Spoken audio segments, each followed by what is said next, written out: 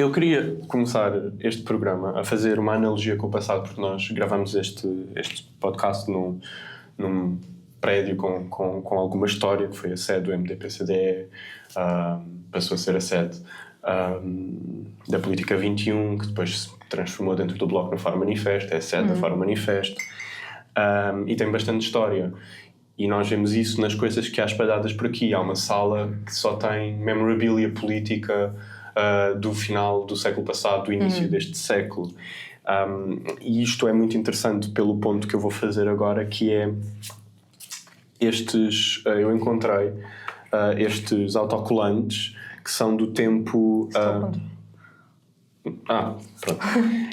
Encontrei estes autocolantes que são do tempo da invasão do Iraque e da colaboração de Portugal. O Durão Barroso foi na altura muito denominado de mordomo, e eu acho que era interessante, isto não é necessariamente conectado ao programa, mas percebermos como as coisas funcionam em ciclos, e passado 23 anos nós estamos exatamente na mesma posição, com o primeiro-ministro do Partido Social Democrata a assinar de cruz numa invasão, talvez com a agravante de que da outra vez pelo menos Durão Barroso era um mordomo e estava dentro da sala. Neste momento Luís Montenegro está mais próximo de ser o homem a arrumar carros à porta do restaurante. Mas é engraçado porque claramente estas práticas, este modus operandi não mudou e as coisas não são assim tão distintas. Podemos apontar para outras coisas e agora vamos de certo discutir isso, mas antes de começar o programa eu gostava de apontar para estes que diz: armas de destruição maciça no Iraque, eu vi provas. Durão Barroso mentiroso, governo perigoso, com o nariz de bomba. Nariz míssil. Nós podemos também falar do programa nuclear do Irão, que eles estão iminentemente quase a construir uma bomba desde os anos 90. Está um bocadinho demorado. Exato, ou seja, o conceito de iminência aqui é um pouco flexível, e depois just don't do it, guerra não. E é engraçado, quer dizer, é um pouco perverso, mas é engraçado encontrarmos-nos nestes momentos de novo e percebermos que as coisas não são assim tão diferentes. Sim, perceber aquela coisa que o tempo passa, mas as coisas continuam-se a repetir, não é? E vamos exatamente fazer essa linha, mas começamos primeiro em Portugal, para depois irmos para o Irão e discutimos neste momento o que é que vai acontecer com o pacote laboral, e depois seguimos para os updates, por assim dizer, neste conflito com o Irão, o envolvimento de Portugal de certa forma, e preocupações que depois afetam Portugal e a União Europeia também. Vós tendes uma cabeça capaz de revolucionar uma pátria, tendes uma cabeça à altura das outras cabeças, e é sobretudo por um esforço cerebral, por um esforço de consciencialização sobre as atividades laborais que vós podereis melhorar as condições de trabalho, a produtividade, a quantidade de trabalho. O que nós concluímos relativamente ao projeto laboral ao projeto do Trabalho 21, que é o pacote laboral, ou popularmente conhecido como o pacote laboral, é que passado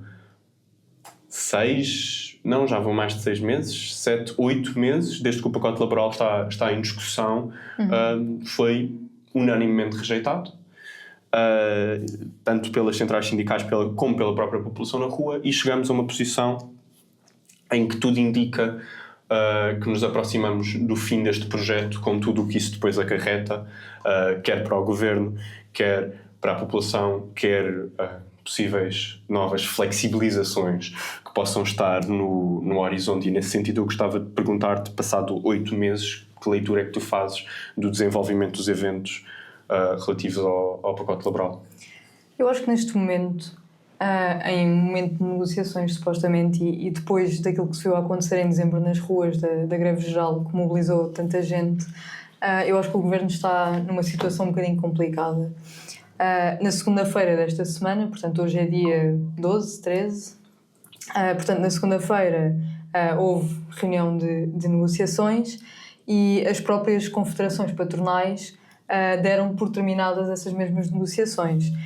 Anunciaram a saída delas porque estão fartos da suposta posição intransigente da UGT, que, pronto, legitimamente, isto depois é algo que também vou abordar um bocadinho, continua a considerar estas negociações insuficientes, sendo que há linhas vermelhas que continuam a ser ultrapassadas pelo pacote. Portanto, há aqui uma óbvia culpabilização do papel da central sindical, da UGT, pelo facto da mesma não querer ceder a esta proposta completamente deslocada da tal flexibilização do trabalho. Isso é uma coisa que nós já discutimos aqui, que, como nós sabemos, é perfeitamente e obviamente um atentado aos direitos laborais dos trabalhadores. Portanto, não há uma realidade em que qualquer central sindical deva ceder a tal barbaridade.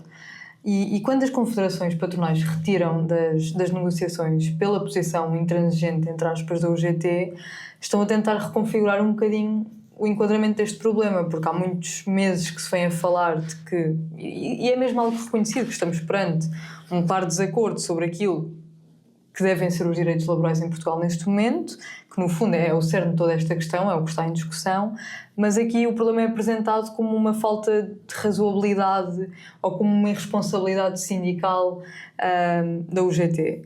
A UGT, por sua vez, depois rejeita todas estas acusações e alerta que a proposta continua desenquadrada e que não reúne as condições necessárias para ser acordada, porque, como eu estava a dizer, há linhas vermelhas que continuam a ser passadas, porque aparentemente houveram cedências na questão dos contratos a termo, mas não houveram cedências, por exemplo, no que diz respeito ao banco de horas individual, que permite que se aumente o tempo de trabalho, ao outsourcing, como nós sabemos facilita bastante a precarização do trabalho, ou mesmo à reintegração dos despedimentos ilícitos, que é algo que também enfraquece a proteção laboral face a despedimentos, por exemplo.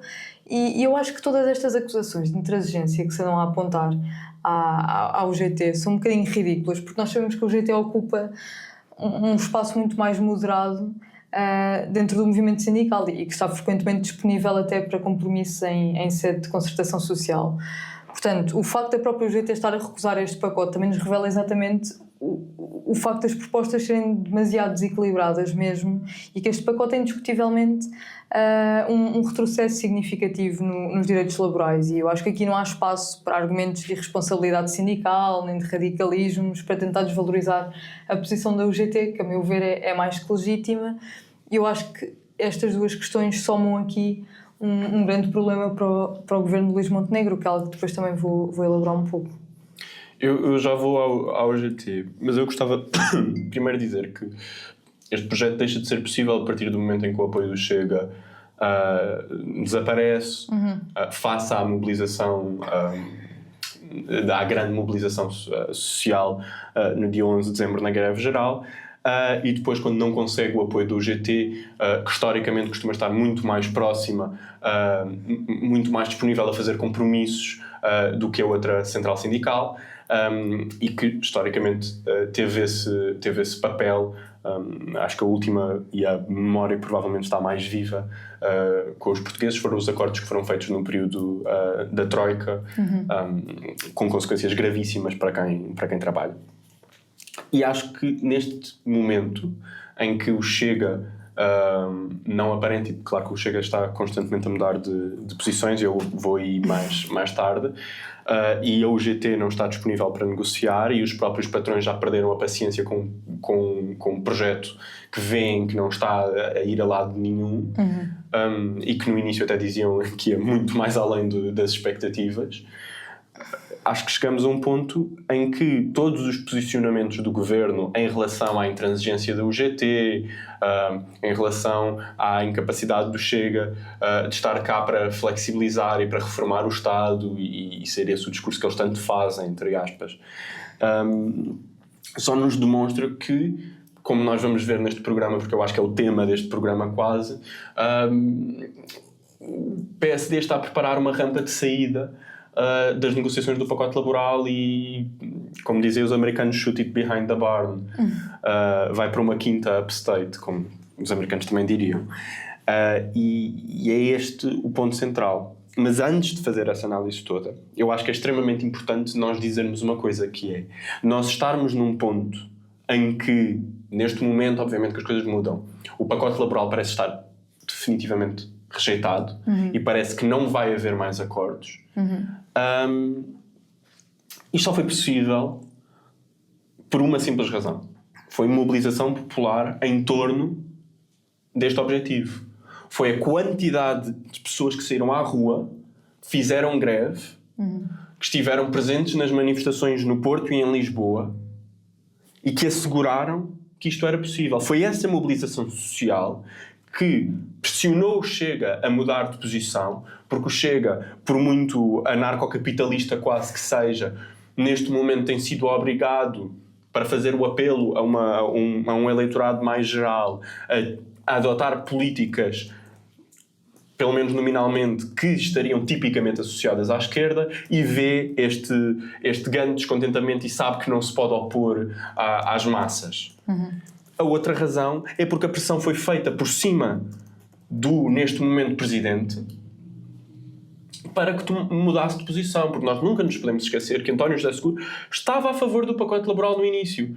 Não a favor explicitamente, mas tacitamente, quando disse que isso era um assunto dos partidos, era um assunto dos sindicatos, era um assunto das associações patronais e que ele não se pronunciaria. Ele pronuncia-se depois da pressão social. E foi esta pressão social que permitiu que nós chegássemos a este ponto. Foi a mobilização das pessoas que permitiu que chegássemos a este ponto. E isto é muito importante frisar, porque traz para cima uma coisa que nós já tínhamos esquecido, que é a capacidade das pessoas unidas de serem um ator político com bastante capacidade de intervenção se estiverem focadas num objetivo muito específico, com reivindicações muito concretas, de uma forma bastante organizada.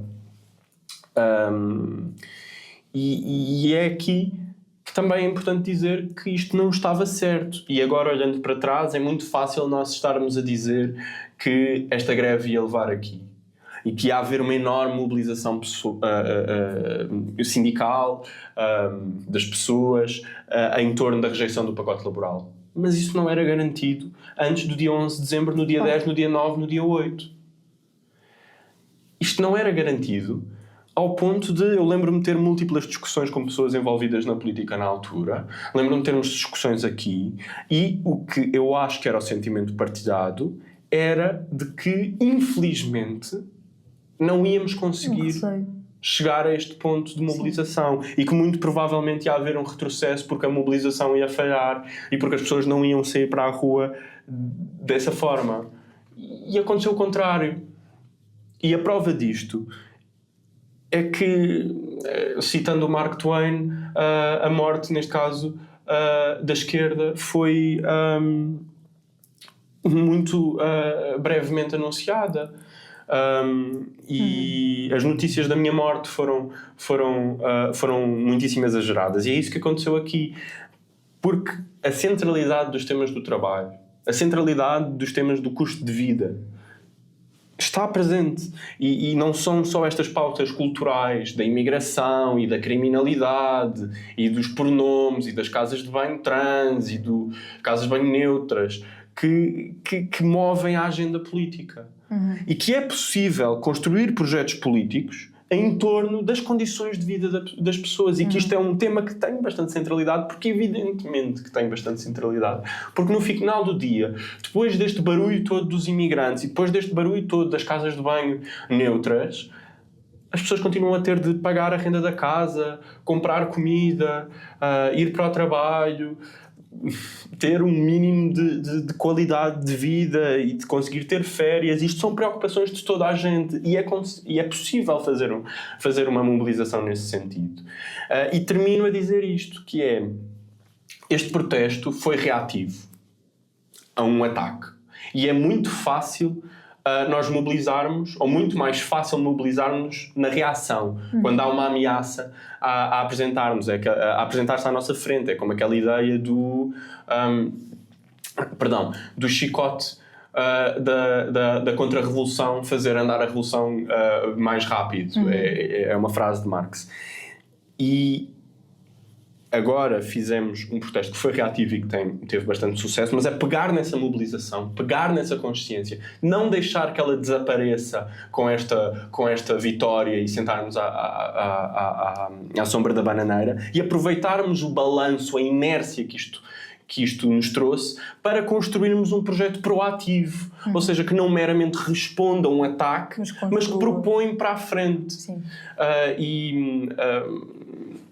Acho que o secretário-geral da CGTP está a encontrar o seu caminho passado estes 2 anos, se eu não estou em erro, desde que ele assumiu o cargo, e na última manifestação, dia 28, salvo erro, dia 27, estava a dizer exatamente isso do nós vamos negociar, mas nós vamos negociar para pedir direitos, para exigir mais condições e não para retirar, ou seja, as negociações não são feitas para nós perdermos, são para nós andarmos para a frente.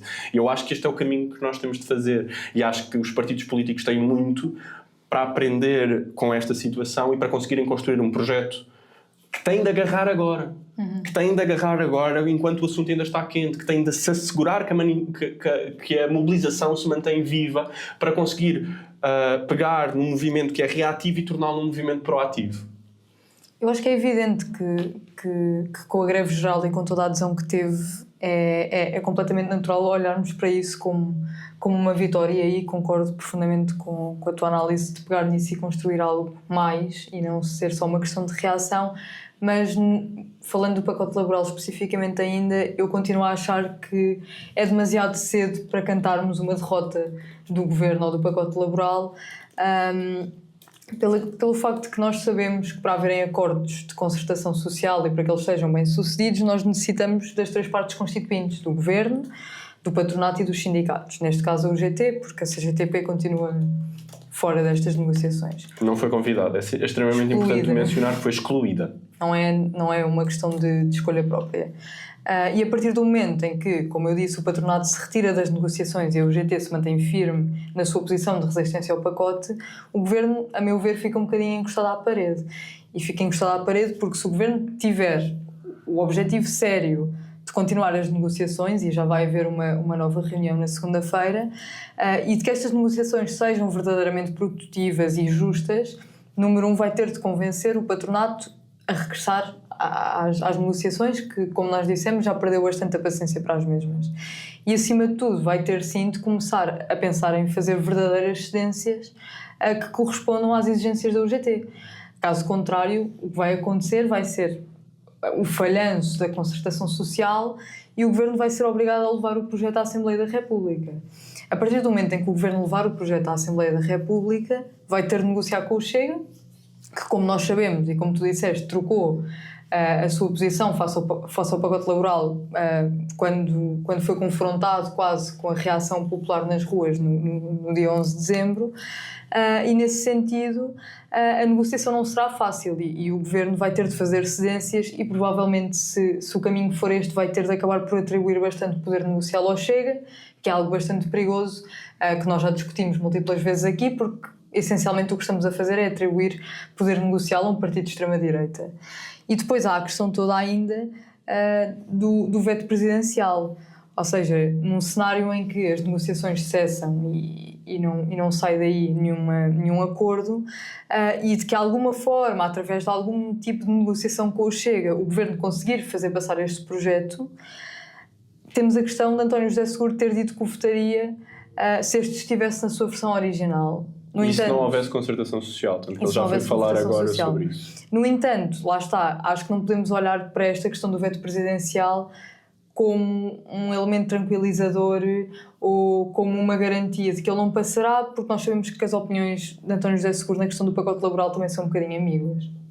Eu diria mesmo que isto, ou seja, que todos os sinais apontam para uma rampa de descida, para uma rampa final deste projeto, porque eu acho que quando nós enquadramos, ou como Luís Montenegro está a tentar fazer, enquadrar o GT como completamente intransigente, que não está disponível a negociar, o Chega, que está completamente intransigente, que não está disponível a negociar, um cenário em que o Presidente da República já disse que só se houver um acordo na concertação social, que não é possível com o apoio do GT, que isto não vai acontecer.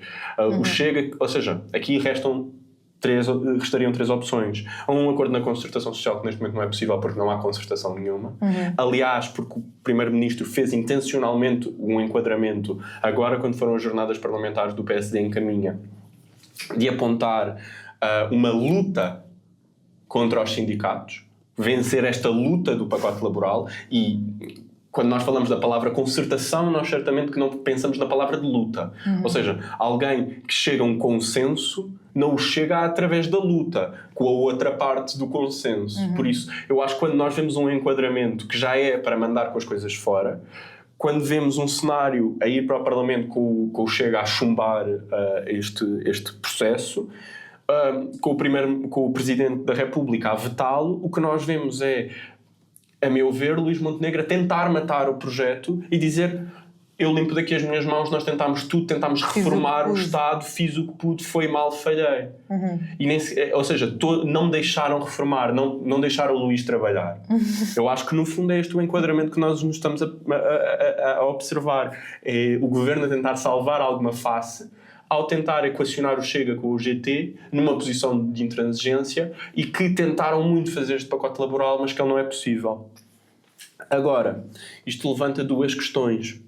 A primeira é o que é que vai acontecer à Ministra do Trabalho e da Ação Social, que muito provavelmente, tendo em conta que se aproximou tanto deste projeto, que era o seu projeto, que era o seu programa, eu diria que ela se irá demitir, e diria que o Governo terá de substituir Maria da Palma Ramalho. Estaria bastante interessado em saber quem, e isso vai determinar também os rumos futuros desta luta em torno da reforma, abre aspas, da flexibilização, abre aspas. E o outro ponto que eu acho que aqui tem algum relevo é que Luís Montenegro tem sido pressionado dentro do seu próprio partido para reformar, para fazer a reforma. Pedro Passos Coelho tem saído da cripta de vez em quando para se anunciar, para criticar o governo no sentido de não estarem a reformar.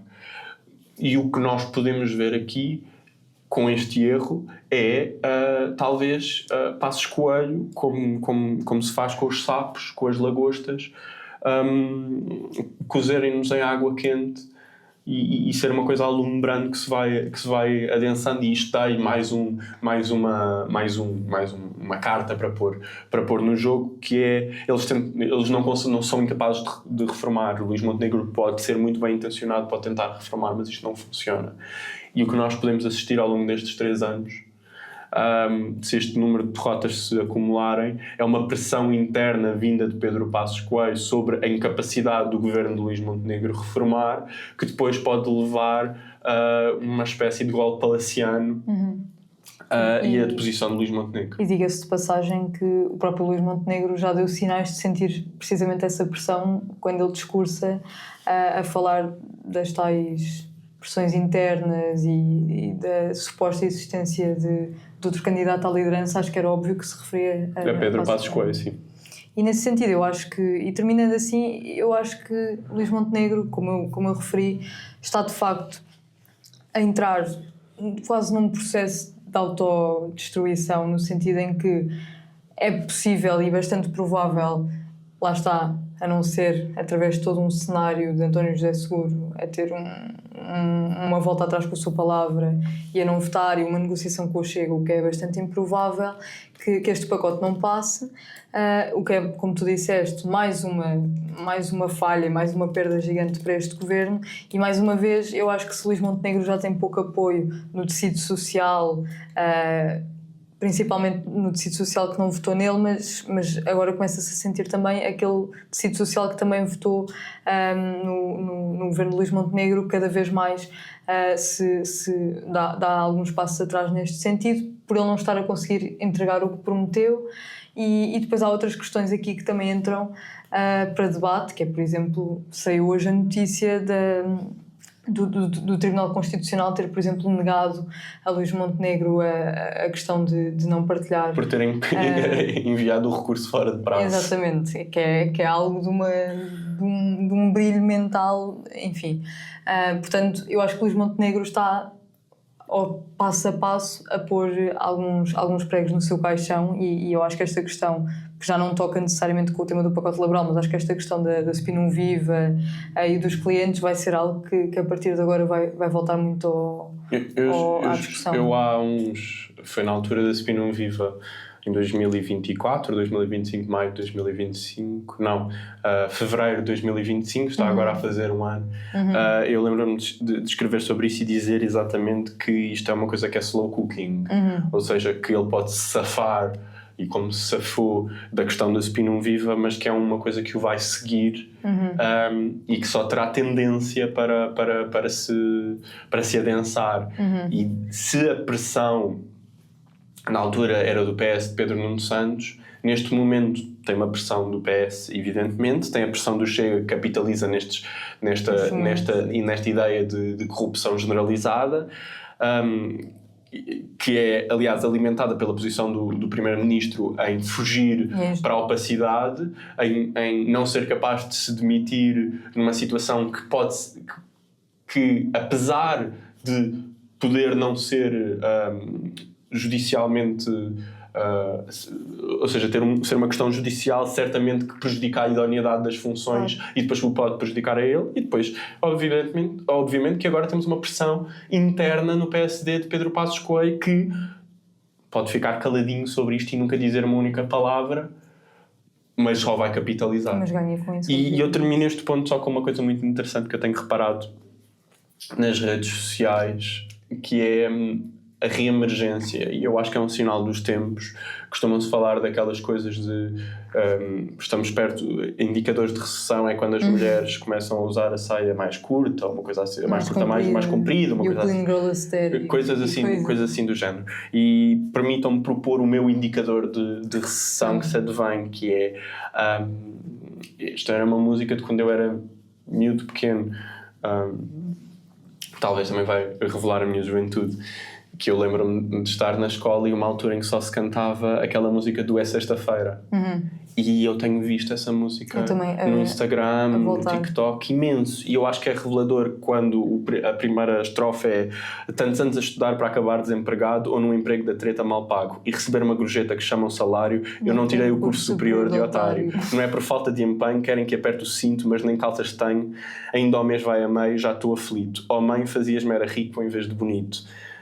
Sexta-feira, não sei o quê, e depois eles enterraram o país e eles enterraram o país, o povo aguenta, mas qualquer dia a bolha rebenta, de boca em boca nas redes sociais ouvem-se verdades que não vêm nos jornais. Ter carro é impossível, tive que o vender para ter combustível. Tenho o passe da Carris, mas hoje estão em greve, preciso de boleia, alguém que me leve. E eu acho que é bastante revelador que estas músicas voltam a aparecer no imaginário português, tendo em conta as condições que claramente se deterioraram nos últimos anos em relação às pessoas. E eu termino, antes de ir para o Irão, também para mantermos o relógio afinado, exatamente com isto, que é claramente as coisas estão a fazer-se sentir. E há claramente uma coisa aqui em ebulição. Só um pormenor sobre essa música é incrível ver como, se me dissessem que, se eu não conhecesse a música e me dissessem que tinha sido escrita no ano 2026, eu acreditaria perfeitamente nisso. Sim, a parte do preço do combustível. A parte do preço do combustível é incrível. A música é de que ano? A música é de 2012.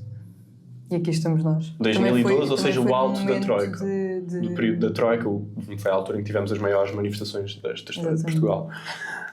Memória desbloqueada.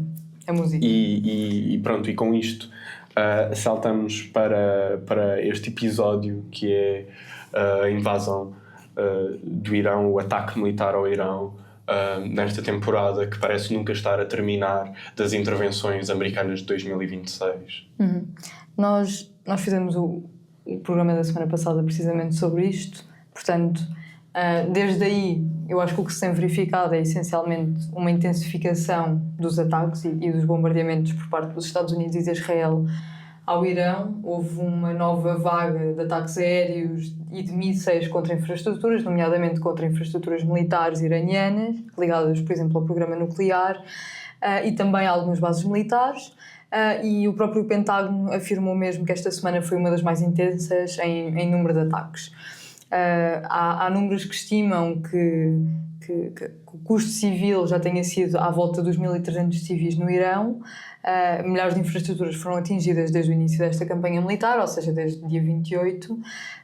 E eu acho que, apesar desta intensificação, também têm começado a surgir algumas dúvidas sobre esta intervenção, no sentido do objetivo final ou do que é que se vai seguir a este momento. Ou seja, qual é que vai ser o plano de retirada dos Estados Unidos do Irão, se vai haver uma mudança de regime ou se vai haver uma mudança de regime bem sucedida. Eu acho que ao longo dos últimos dias tem surgido um pouco de nevoeiro e muitas dúvidas e questões sobre esta questão. E cada vez mais há esta sensação que que o objetivo estratégico destes ataques não é uma coisa tão clara, é algo bastante difuso e tem sido criado alguma discussão à volta disso. E agora só pequena parte sobre esta intensificação dos ataques, mas era algo que eu não podia deixar de mencionar. Alguns dos bombardeamentos feitos ao Irão foram feitos a depósitos de combustível e a infraestruturas petrolíferas perto de Irão, que provocaram logicamente incêndios de grande escala, que acabaram por libertar grandes quantidades de gases poluentes para a atmosfera, o que eventualmente formou uma chuva negra altamente tóxica. Eu acho que isto é importante mencionar porque isto afeta solos, afeta reservas de água, afeta a qualidade do ar, afeta a própria saúde pública e eu acho que às vezes não olharmos tanto, obviamente que é central e que é importante continuarmos a olhar, mas às vezes não nos focarmos tanto nas questões militares específicas e também olharmos para estes efeitos que parecem quase danos colaterais. Isto levanta aquela questão quase da ecologia da guerra, ou seja, que os conflitos não destroem apenas infraestruturas militares. Os conflitos têm custos civis, têm custos de infraestruturas, mas destroem também muitos dos sistemas ambientais e sociais que acabam por sustentar a vida. A partir do momento em que nós temos chuvas de petróleo quase altamente tóxicas, isto tem consequências muito gravosas para a água, para a agricultura e para a própria saúde das pessoas. Portanto, era uma side note que eu queria deixar porque foi uma notícia que eu vi esta semana e que sinceramente me fez bastante confusão. Sim, estas destruições perto de Teherão e tudo, estas nuvens negras, como se costumam chamar, vão, para começar, a causar uma série de problemas de saúde no próprio Irão e muito provavelmente vamos ver uma incidência de casos de cancro bastante superior neste momento, nomeadamente em crianças nomeadamente em crianças.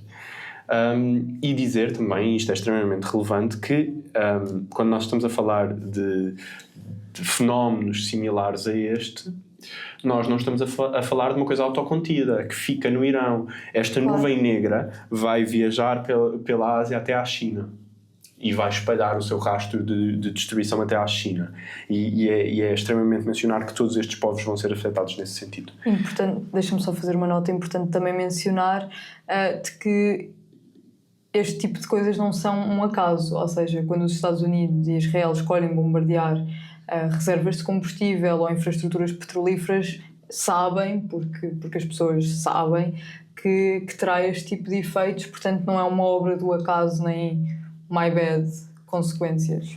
Queria só também mencionar isso. Mas agora indo no próprio sentido da guerra, eu odeio estar aqui a repetir-me, a dizer que olhem como eu estava certo desta vez, mas podem ver o programa da semana passada e as previsões do que iria acontecer bateram na MUS, infelizmente.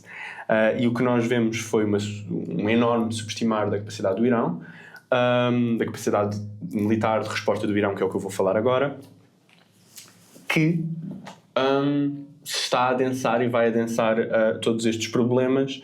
Foi subestimado, para começar, o nível de solidez do regime nos próprios, que tinham como barómetro os próprios protestos que foram manipulados e foram fabricados pelos Estados Unidos em grande parte logo no final, entre o final de dezembro e o início de janeiro, e o início de janeiro e o início de fevereiro, se vamos fazer uma linha contínua.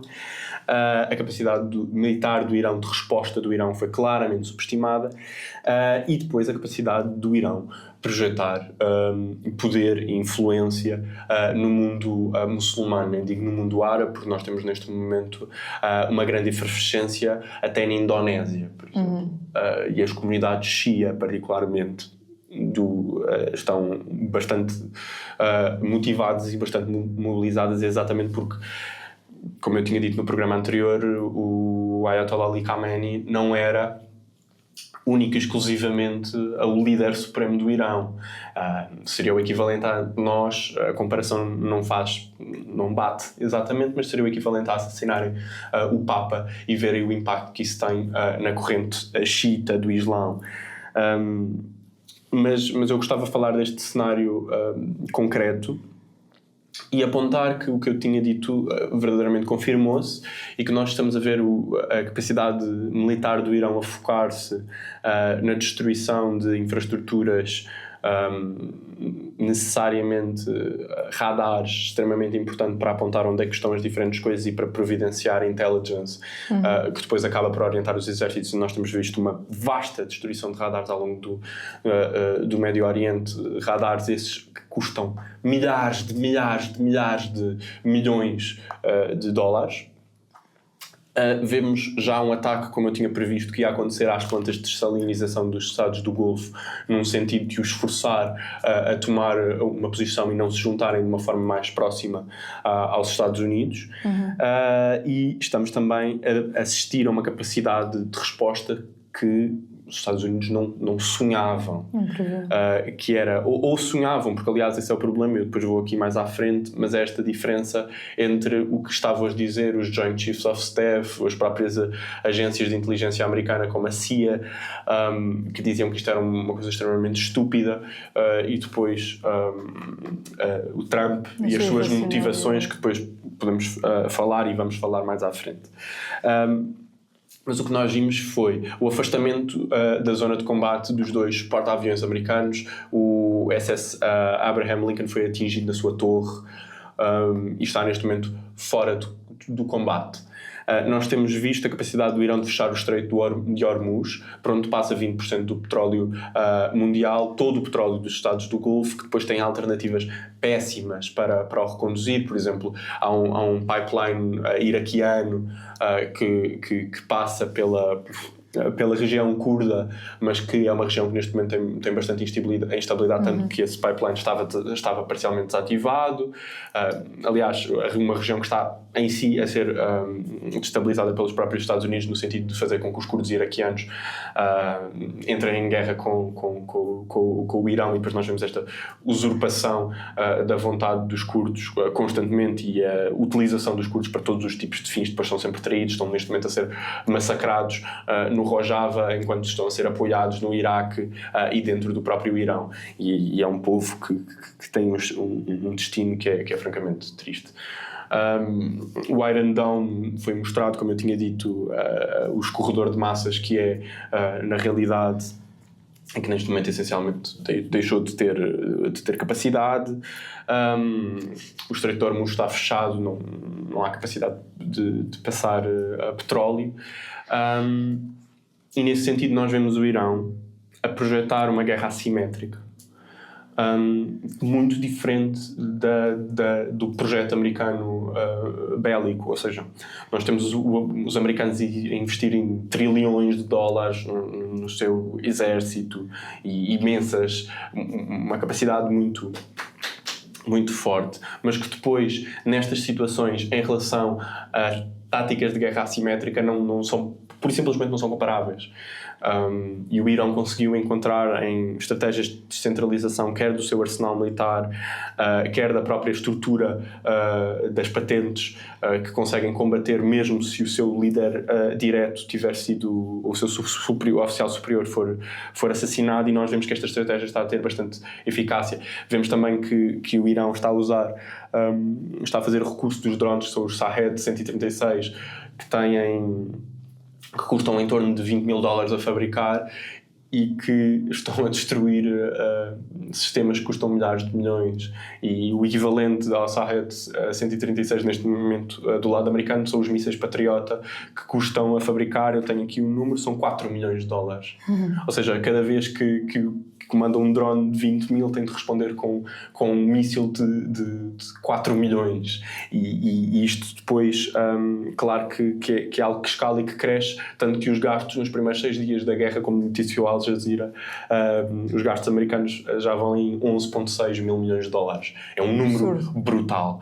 E vemos, para além da incapacidade de manter um arsenal militar, que é uma coisa que também já falámos no programa anterior, que muito provavelmente o custo da guerra também vai começar a fazer sentir o seu impacto. E isto depois falamos sobre a própria indústria da guerra americana, que foi construída desta forma extremamente ineficiente, que neste momento não prioriza necessariamente uma capacidade militar efetiva, mas as próprias empresas, a própria indústria, o complexo militar industrial americano, que depois faz estas armas que estão presas nos anos 90, essencialmente. Ou seja, estão presas num mundo em que a suprema força e o impacto brutal são o que são beneficiados, e depois não tem comparação quando estamos numa estratégia de guerra assimétrica em que os iranianos estão a usar coisas que são relativamente baratas de fabricar de uma forma muito inteligente, tanto que depois tem-se criticado imenso e tem-se feito imensos artigos sobre como os iranianos estão sem mísseis e estão a perder o conflito porque já não conseguem lançar mísseis nenhuns. E esta é uma ideia que é profundamente estúpida, pura e simplesmente profundamente estúpida, se nós analisarmos a estratégia militar iraniana, que é uma estratégia que parte de destruir a infraestrutura militar de resposta antiaérea, por exemplo, e acabar com os mísseis que os americanos têm na região, que não são assim tantos, através do uso destes Shahed 136 e de outros drones, e outros mísseis antigos, ou seja, eles estão a usar os mísseis antigos primeiros para reduzir esta capacidade de resposta e aguardar os mísseis hipersónicos, os mísseis mais modernos, para uma fase mais avançada do conflito. Ou seja, é uma escolha deliberada, não tem necessariamente a ver com o arsenal não estar limitado ou uma coisa assim. Nós vemos esta propaganda a funcionar, mas que o problema quando é só propaganda é que depois na prática esbate com a realidade, e nós vemos o posicionamento regional do Irão de uma forma que não é simplesmente comparável. Eu acho engraçado, para fazer o ponto do que tu disseste, que enquanto o Irão planeia a sua resposta aos ataques de uma maneira muito mais eficiente e muito mais estratégica, depois temos os Estados Unidos a fazerem bombardeamentos a escolas e mais uma vez a apostarem muito mais neste poder bélico de sofrimento e de brutalidade que aparentemente nos dias de hoje e na maneira como o mundo se configura já não é assim tão a política israelita, chama-se cutting the grass. Os israelitas fazem isto com a Palestina e claramente é o que está a acontecer no Irão, que é eliminar uma série da juventude, porque sabem que a juventude vai ter rancor. Claro. Dos Estados Unidos e é uma tentativa, por um lado, de desmobilizar a população no sentido de vocês vão ser bombardeados, de tentarem mobilizar-se em torno contra esta guerra, e por outro lado esta coisa de cutting the grass, é subtrair profundamente perverso e que são crimes contra a humanidade. É subtrair o futuro a crianças. E falando da escola, em que já morreram 170, neste momento confirmadas 170 crianças, que foi tão popularizado uma escola feminina primária. Nós sabemos neste momento, para começar, que é um ataque americano, porque se verificaram que eram mísseis americanos. É absurdo. Apesar da propaganda. Haver notícias a dizer que tinha sido o próprio Irão a bombardear a sua própria escola. E depois que os Estados Unidos atacam uma primeira vez, há um míssil Patriot que ainda fica no ar, e que depois de terem atacado uma primeira vez, estes mísseis têm a capacidade de transformar o seu combustível numa explosão e são capazes de serem transformados em armas termobáricas. E o que acontece é que o segundo míssil, 40 minutos depois do primeiro, acerta na escola. Ou seja, nós percebemos a intencionalidade. Claro. E percebemos que esta coisa não depois, porque o que uma arma termobárica faz é que desaparece. As coisas desaparecem, as pessoas desaparecem. E o que nós vemos é que 40 minutos depois, quando vêm os first responders, ou seja, quando vêm as ambulâncias, quando já estão as equipas de resposta no terreno, eles eliminam toda a gente com o segundo míssil 40 minutos depois. Eu acho que já nem sequer vale a pena falar de crimes de guerra, porque já ultrapassámos isso há muito tempo. Dos lineares de humanidade. É profundamente perturbador ver a maneira como estas coisas continuam a acontecer. Um ponto que eu queria também tocar era, e isto é incontornável, a mudança de liderança no Irão, ou seja, a tomada de poder de Mojtaba Khamenei, o novo líder supremo iraniano, após a morte do seu pai num dos ataques, e que fez o seu primeiro discurso a marcar o tom da sua liderança. É importante ter em consideração que este discurso foi lido por um apresentador na televisão estatal, o que abre algum espaço para especulações sobre o estado de saúde de Khamenei, porque nós sabemos que ele foi ferido num dos ataques, mas este primeiro discurso foi importante para afirmar o que ele faz é afirmar que o Irão deve continuar a resistir militarmente contra os Estados Unidos, e chegou mesmo a prometer retaliação. Há uma frase que é: o sangue dos nossos mártires será vingado. Aquela questão que tu falaste, da questão toda do martírio, verifica-se nesta frase perfeitamente. O líder supremo defendeu também que o Irão deve usar o bloqueio do Estreito de Hormuz como um instrumento de pressão ou como uma arma estratégica, e mais à frente acho que vamos falar um bocadinho sobre as implicações disto, mas nós sabemos que isto é uma ameaça extremamente significativa, sendo que, como tu disseste, passa por esta rota uma parte bastante substancial do comércio mundial de petróleo e de gás natural. E eu acho que o que acontece aqui é que há também uma ideia de expansão do conflito para novas frentes, porque Khamenei fala dos Houthis no Iémen, fala do Hezbollah no Líbano. Que está a ter bastante sucesso na sua campanha. Lá está, portanto, eu acho que acima de tudo, falando desta tomada de poder, e é algo que ainda não podemos analisar muito minuciosamente, porque é bastante recente e ainda vamos ver como é que se vai desenrolar, mas eu acho que este discurso representou essencialmente uma continuação das posições do regime, ou seja, a resistência contra a agressão externa, que no fundo é o que está aqui a acontecer, e também um horizonte de represálias e de respostas, seja através de ataques retaliatórios, que é o que está a ser feito, ou do uso do Estreito de Hormuz como uma arma, que também é algo que tem implicações bastante fáceis de sentir, tanto nos próprios Estados Unidos como no resto do mundo, e acho que isso é algo que elaboraremos. Sim, relativamente ao Estreito de Hormuz, é aquela coisa que é clara, que é o Estreito de Hormuz foi tanto fechado pelo Irão como foi fechado pelo Lloyd's of London a partir do momento em que eles decidiram que já não era rentável e que já não cobriam as apólices de seguro dos barcos. E nós sabemos que estes barcos de petróleo custam imenso. E a destruição não só do conteúdo do barco como do próprio barco ia ter um impacto económico suficiente para falir empresas. E é por isso que não há essa disponibilidade. E depois Trump vem e mente e diz: nós cobrimos as apólices, e as empresas estão tipo: nós não queremos isso. Para não falar do impacto ambiental terrível.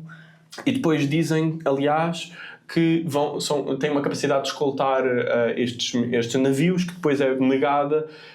E isto é muito revelador porque perderam o controle deste mar, porque no momento em que falamos, os americanos não são capazes, e isto já foi uma coisa que foi assumida pelos próprios, não são capazes de escoltar navios civis ou militares naquela zona, exatamente porque seriam destruídos por causa desta estratégia assimétrica de drones, de lanchas rápidas, que não parte de uma tentativa de equiparar, porque não é possível se tentar equiparar o equipamento com o equipamento americano, tanto que depois uma coisa que não se fala é que não acham estranho que a marinha iraniana não esteja a ser destruída. A marinha iraniana não está a ser destruída porque eles andam a preparar para esta guerra desde há décadas.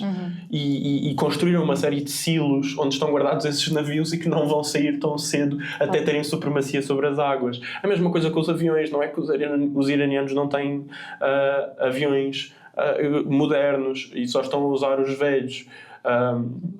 É que não faz sentido estar a tentar equiparar uma batalha dos céus com uma tecnologia tão cara como os aviões, que simplesmente não é possível com os americanos. Ou seja, esta estratégia assimétrica que nós temos assistido. Também é relevante mencionar, quando falamos de autonomia e desta coisa dos aliados dos Estados Unidos da América, de nos apercebermos que aqui não há aliados, aqui há súbditos. Porque no momento em que se tornou evidente que esta guerra ia durar mais do que os previstos 10 dias ou 2 semanas que estavam, por assim dizer, orçamentados, e que não havia uma indústria militar suficiente para ser capaz de suster um esforço de guerra prolongado, não havia stockpiles de antiaéreos, não havia mísseis, os americanos pegaram nos sistemas antiaéreos que estavam na Coreia do Sul e no Japão e trouxeram-nos para o Médio Oriente. E de repente esta necessidade de proteger a Ásia e esta coisa de estar lá para os aliados desaparece. E se fosse esta coisa se formos todos neste enquadramento de proteger os aliados e estar lá para eles, neste momento acabaram de retirar as defesas antiaéreas do Japão e da Coreia. E os próprios coreanos estavam: pois nós não podemos fazer nada porque nós não temos controle sobre estas armas. Ou seja, o que fica evidente aqui é que os Estados Unidos não têm aliados, os Estados Unidos têm súbditos. E que são coisas que são um pouco diferentes. Eu acho que agora é extremamente importante perguntarmos porquê. Porquê que estamos nesta situação e porquê que nós estamos nesta guerra que os próprios as chefias americanas, técnicas, entendiam que não era uma guerra que era vencível. É por isso, eu acho que não é coincidência, que os Estados Unidos têm esta rixa de morte com o Irão há décadas, mas nem George Bush pai, nem George Bush filho, nem o Bill Clinton antes do George Bush filho, nem George Bush pai, nem Bill Clinton, nem o George Bush filho, nem Obama, nem Joe Biden tentaram este ataque, porque sabiam que não era... não é por um antimilitarismo, nem por uma vontade de guerra. Sabiam que não era uma possibilidade, E aqui nós vemos a influência de Israel sobre este presidente a fazer efeito. Foi noticiado recentemente pelo Washington Post. Houve acho que se pode chamar de whistleblower, a dizer que este ataque veio da ideia que foi transmitida pelo primeiro-ministro israelita Benjamin Netanyahu nas visitas que fez à Casa Branca, tanto em dezembro como em fevereiro, a comunicar que iam fazer este ataque. E que espalharam a Trump esta ideia de que o ataque era inevitável, e por isso Trump juntou-se ao ataque, porque o ataque seria inevitável para possibilitar as suas chances de sucesso. Mas a verdade é que o ataque era inevitável na medida em que os Estados Unidos não diziam que não. E aqui nós vemos a influência e o poder que o Estado israelita tem, em particular, em Donald Trump, por cima de Donald Trump. Eu acho que é relevante perguntarmos porquê. Podemos falar, por exemplo, e teorizar aqui sobre as listas Epstein e sobre o que é que pode ou não pode estar aqui. Podemos falar quase, não sei se há um filme dos anos 90 com o Dustin Hoffman, que é o Wag the Dog, que tem a ver com cobrir exatamente um escândalo sexual, e por isso começam uma guerra e fabricam uma guerra para esconder este escândalo sexual, de alguma forma esquecermos dos Epstein Files, uma coisa assim do género. Mas claramente que há uma influência, não estou a dizer que é necessariamente por aqui, mas claramente há uma influência particular que Israel tem sobre Trump, que é bastante notória e bastante gravosa para os próprios interesses estratégicos americanos, que estão neste momento brutalmente a ser prejudicados. A questão dos Epstein Files é bastante interessante, no sentido em que eu acho que, não sei até quanto é que faz sentido haver uma cobertura de um escândalo sexual através de uma guerra quando o escândalo sexual já existe. Porque primeiro nós sabemos que Trump, quando é eleito, já tem uma série mas historicamente isto é uma prática, ou seja, a situação do Bill Clinton, há laços aí. Mas falando especificamente dos Epstein Files que foram lançados com todas as suas falhas a nível de nomes e de caras, porque eles estão bastante redacted, qualquer pessoa... Por acaso, neste momento, não sabem como é que isso está, porque eu sei que alguns files foram retirados, entretanto, durante estes dias de guerra com o Irão, pode ser um indicador, mas estavam bastante redacted. Mas, apesar disso, o escândalo sexual já existia, o escândalo sexual já estava lá, portanto, eu não sei até... Obviamente que pode ser uma influência, mas não sei até que ponto é que isso será a razão absoluta desta guerra, será mesmo para o encobrimento. Mas, por outro lado, também não podemos deixar de desconsiderar que, porque coloca-se muito aquela questão de, mas será que isso ia mesmo ser feito, causar uma guerra para encobrir um escândalo, blá, blá. Primeiro, historicamente é algo que já se confirmou. Para além disso, nós sabemos que Donald Trump tem um perfil psicológico bastante narcisista e que não seria um problema para ele ter custos de vida humanos se isso significasse esconder o seu próprio escândalo sexual e preservar o seu poder. Porque ele próprio convenceu-se do sucesso desta operação. Exatamente. Ou seja, ele próprio, no seu círculo fechado, convenceu-se de que isto ia ser um clean and done deal, que ia ser como a Venezuela, que iam finalmente resolver o problema do Irão, que tantos outros não iam conseguir, esta obsessão com o legado e com deixar uma marca nas instituições de uma coisa fantástica. Isso revela, que fez. Lá está, o seu perfil narcísico. Sim, claro. Há uma obsessão profunda pela imagem. Em relação a isso. Agora, relativamente ao Mosta Barra e este novo e esta mudança de liderança do Irão por assassinato, é relevante mencionar que Khamenei filho não é Khamenei pai. Khamenei pai era um teólogo que tinha uma noção muito mais diferente, nasceu num período diferente. O filho é forjado na guerra do Irão-Iraque, é construído nessa situação e tem noções muito diferentes. Para começar, porque E aqui tem a ver com a humanidade de toda a gente, eu sinto, que é... quando assassinaram Ali Khamenei com uma bomba, não destruíram apenas o sítio onde eles se encontraram, destruíram-se toda a zona do complexo onde vive a família Khamenei. E mataram a mãe do Ayatollah, mataram o pai, evidentemente, mataram os cunhados, mataram a mulher e mataram um filho. O que é que este homem tem a perder? Depois de perder o pai, a mãe, os cunhados, a mulher e um filho. Acham que aqui vai haver muita ponderação? Acham que a doutrina de paciência estratégica, que é a doutrina de contenção do Ali Khamenei, de não responder com tanto ataque, de controlar o programa nuclear, nós sabemos que ele emitiu uma fátua contra as armas nucleares para elas não serem desenvolvidas, isso foi uma coisa que não aconteceu, fonte a Agência Internacional de Energia Atómica. Será que este homem vai ter a mesma posição de contenção, de paciência estratégica do pai? Eu diria que não. Eu também diria que não. Eu diria que não. E diria que não também porque pela própria situação do Irão. O Irão sabe que nesta guerra ou sai vencedor ou vai ser moído ao longo dos anos até à inexistência. Porque o Irão só tem a capacidade para lutar uma guerra. O Irão só tem a capacidade para lutar esta guerra e é ganhar ou perder. E é por isso que vão levar esta até à última. Do Trump no início eu já negociei com as lideranças do Irão e estamos próximos de uma paz, e a primeira declaração do presidente foi não estamos. Não estamos numa paz e vamos levar isto até à última. E é porque eles sabem que não há Irão. Não vai haver futuro nenhum para o Irão, à exceção da sua balcanização e destruição em guerras sucessivas e um ataque constante dos Estados Unidos, se isto não for resolvido agora. Se a capacidade de projeção de poder americana regional não for severamente comprometida, daqui a uns meses, daqui a uns anos, os Estados Unidos vão repor a sua capacidade militar e vão atacar de novo, e atacar de novo, e atacar de novo, e o Irão não vai ter capacidade de responder. Ou seja, a resposta é esta. E já foram saídas as condições de cessar-fogo que o Irão emitiu.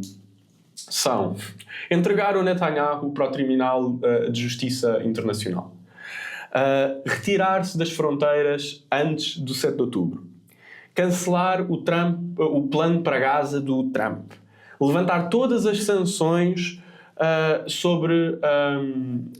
e os fundos congelados sobre o Irão, reconhecer os direitos do Irão a um programa nuclear. E era isto que nós estávamos a falar neste momento, de desenvolver-se um programa nuclear que estava a ser contido no início pelo próprio Khamenei, que era um moderado.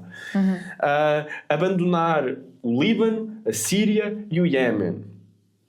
E o Trump tem de publicamente pedir desculpa ao líder supremo do Irão e compensar o Irão por todas as sanções impostas até agora. Sim, no discurso dele fala bastante da questão das compensações. Ou seja, o Irão, o Trump está neste momento a preparar uma rampa de saída do conflito, porque sabe que as consequências são, primeiro, perda de poder regional, segundo, por extensão, com o gasto deste arsenal militar e com uma guerra prolongada, perda de projeção global, que os Estados Unidos não vão conseguir recuperar tão cedo e que vão permitir um avanço dos seus inimigos por todo o lado. E todas as consequências internas. As consequências políticas internas num ano em que há midterms que são definidoras para o projeto de Trump. E depois o colapso do mercado financeiro, como agora estamos a assistir, com o barril do petróleo, que passou os $110 esta semana, como eu tinha dito na sexta-feira, e que muito provavelmente, como o próprio Irão diz, vai passar para os 200. E nesta situação toda encontramos-nos neste momento em que neste momento os Estados Unidos querem sair de uma rampa de saída, querem fugir, e eu não sei se o Irão vai deixar. Eu queria ir precisamente a esse ponto da questão do petróleo e da crise energética global, porque, como nós sabemos, e foi mesmo comunicado pela Agência Internacional de Energia, que esta é uma das maiores disrupções energéticas da história recente. Desde os anos 70. Esta guerra está, de facto, a perturbar, a provocar, aliás, uma das maiores perturbações de sempre no mercado do petróleo, desde lá está da crise do petróleo dos anos 70. E as consequências concretas são a redução de cerca de 8 milhões de barris por dia na oferta global de petróleo, a subida de preços, rondam os $100 por barril o horizonte é continuar a crescer e vários países já estão a libertar as suas reservas estratégicas, o que é algo... São reservas estratégicas, é um recurso... A Ásia, por exemplo, é muito afetada, a própria China já começou a... Exatamente.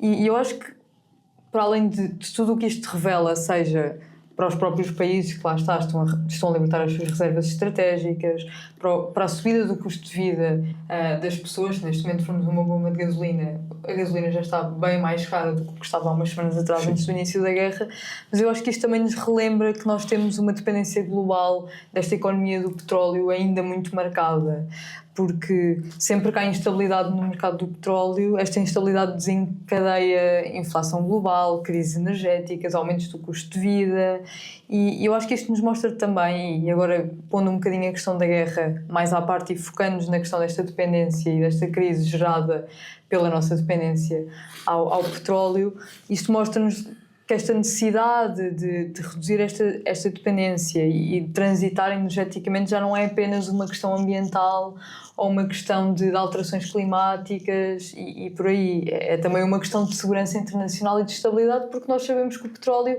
é muitas vezes, ou não o petróleo especificamente, mas estes pontos estratégicos são muitas vezes usados como armas estratégicas em momentos de instabilidade ou de guerra. Portanto, enquanto o sistema energético global continuar a ser dependente do petróleo, todo o tipo de conflitos, mesmo que sejam regionais, facilmente vão se transformar em crises económicas globais, porque nós estamos nitidamente vulneráveis a este recurso. Não, sim, 100%. E é relevante mencionar que quando nós afetamos o petróleo, nós não estamos só a causar um aumento no preço da gasolina e dos combustíveis no sentido direto, que depois acarreta as consequências de uma crise inflacionária.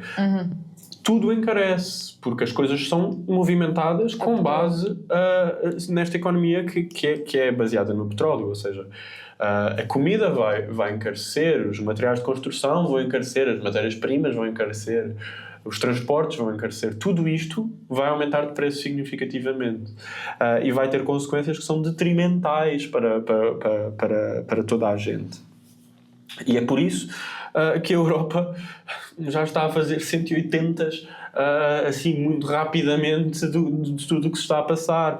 Neste momento a União Europeia está a tentar forçar a Ucrânia a reabrir um oleoduto que liga a Europa à Rússia para garantir um supply de petróleo. E agora nós pensamos nesta guerra contra a Rússia e o nosso inimigo mortal que é a Rússia e que nós não podemos ajudar a Rússia, mas de repente precisamos do petróleo da Rússia.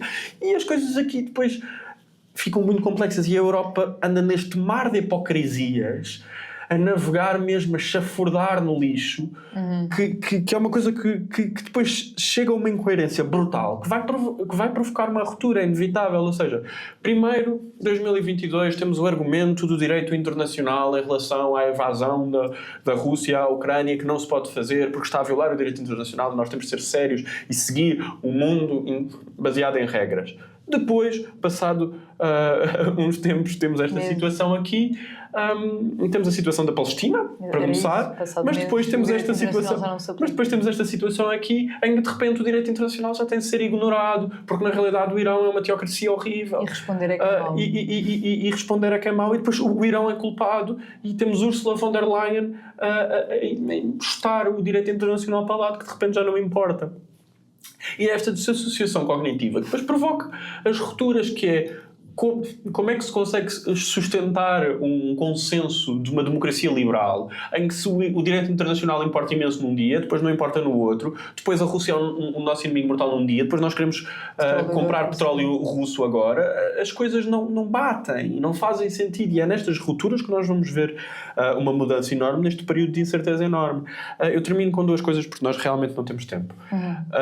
A primeira é dizer que já há consequências nefastas na região, porque Israel não está só a atacar o Irão, Israel está a atacar uma série de Estados, e neste momento há 715 mil pessoas sem casa em Beirute, no subúrbio de Beirute, onde existe a maioria shia e que é interpretado como não sei como é que se diz em português, o stronghold, o castelo, a grande força do Hezbollah, o ponto de apoio do Hezbollah.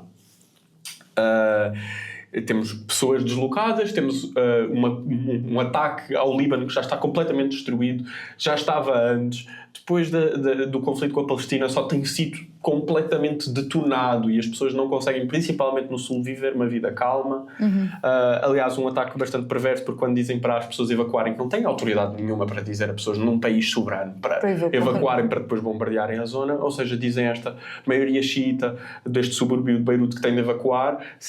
Estamos a falar de centenas de milhares de pessoas, e as rotas seguras que indicam para este recuo são rotas que vão para zonas da cidade de maioria sunita e de maioria cristã, ou seja, para provocar uma explosão de violência na cidade, porque de repente centenas de milhares de pessoas de outro grupo, num estado com algumas tensões, estão a entrar por estes caminhos, por estradas sunitas, por estradas cristãs, num país muito dividido.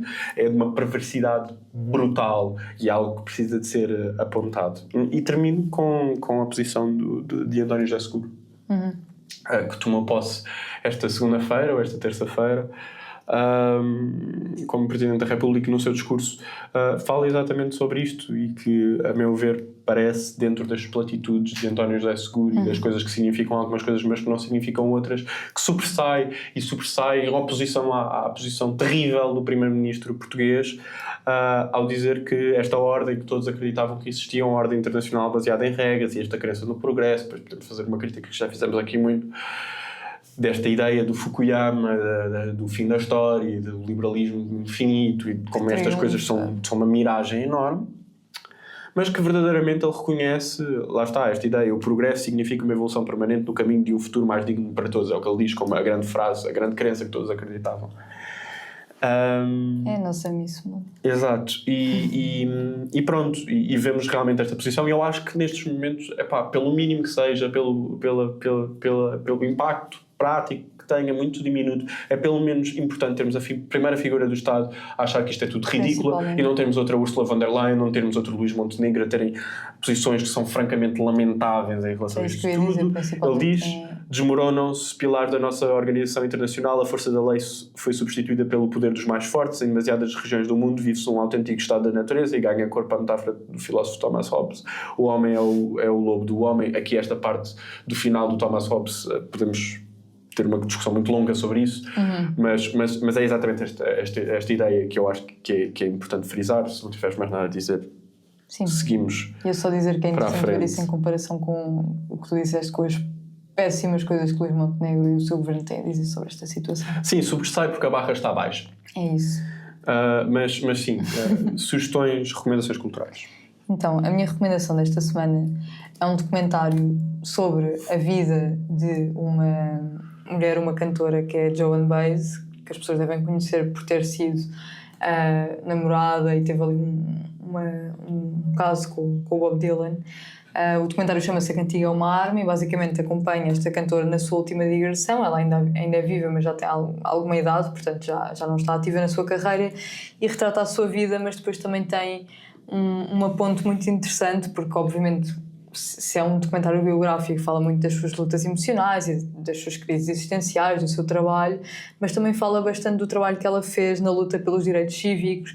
Ela fez coisas bastante importantes ao lado de figuras como Martin Luther King, James Baldwin e por aí fora. Portanto, acho que é um documentário bastante interessante, eu gosto bastante dela, portanto deixo a recomendação. Eu não tenho uma recomendação cultural direta esta semana, mas gostava de aproveitar este momento em que falamos de cultura, de certa forma, para falar sobre isto, que é quando nós tivemos estas últimas eleições autárquicas, numa das ideias que estava subjacente, e que com a vitória de Carlos Moedas ficou subjacente, e que não existia antes, é que a esquerda perdeu a maioria na cidade. Embora Carlos Moedas fosse o Presidente da República, o Presidente da Câmara Municipal de Lisboa, não havia uma maioria de direita entre os vereadores da Câmara, o que significava que havia uma grande contenção ao que Carlos Moedas podia fazer na cidade. E as consequências depois não são visíveis e não são diretas, e não é um impacto imediato desta governação de direita na cidade. Podemos falar sobre muitas coisas e podemos fazer um programa sobre isso, inclusive. Mas eu gostava de falar do impacto que isso tem na cultura, quando a cidade vira à direita e de repente nós o que estamos a assistir na EGEAC neste momento com o afastamento da Rita Rato, com o afastamento do Teatro do Bairro Alto, no Teatro do Bairro, é isto. É o impacto do que é que uma governação de direita na cidade tem na cultura e na oferta cultural desta cidade, que depende da Câmara quando falamos destes órgãos. E estamos a ver isso na EGA. Aquilo que nós vamos ver em Lisboa é um redesenhar da posição de cultura, da oferta cultural que Lisboa tinha e da consciência que Lisboa tinha. E estes impactos nem sempre estão explícitos quando vamos votar, mas são reais. E o que nós vamos ver ao longo dos tempos, na cultura e noutras coisas, é este impacto que a maioria de direita que existe há imenso tempo na cidade de Lisboa desaparecer, e a influência que isto neste caso vai ter na cultura, com o afastamento destas pessoas que depois vão reconfigurar e vai transformar esta coisa num Frankenstein que eu até tenho medo de ver. Eu vi o que é que foi a oferta cultural da minha freguesia de Arroz no tempo em que a coligação Novos Tempos de Carlos Moedas, o CDS, fez nos últimos 5 anos. A diferença da altura para o mandato anterior e a diferença desse mandato para, felizmente, agora com este novo mandato do Independente, do Viver Lisboa, de João Jaime. E era isso que eu queria deixar aqui. E pronto, de nós é tudo. Acho que nos vemos para a semana. E essas coisas todas, e muitos abraços.